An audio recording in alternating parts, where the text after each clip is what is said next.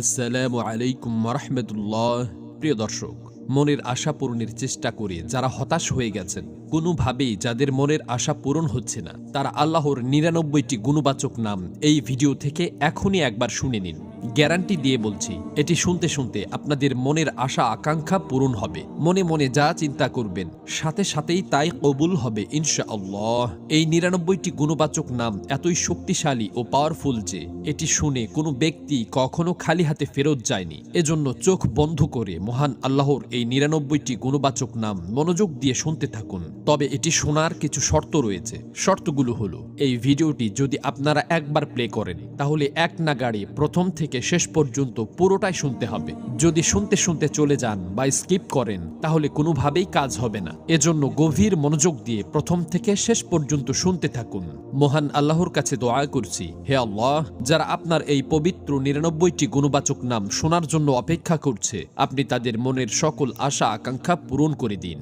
আমিন। কমেন্ট বক্সে আপনিও আমিন লিখে দোয়াতে শরীক থাকুন, কেননা কে জানে যে কার দোয়া কখন কবুল হয়ে যায়। তো চলুন আল্লাহর ৯৯টি গুণবাচক নাম শুনে নেওয়া যাক।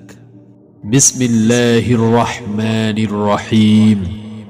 هو الله الذي لا إله إلا هو الرحمن يا الله الرحيم يا الله الملك يا الله القدوس يا الله السلام يا الله المؤمن يا الله المهيمن يا الله العزيز يا الله الجبار يا الله المتكبر يا الله الخالق يا الله البارئ يا الله المصور يا الله الغفار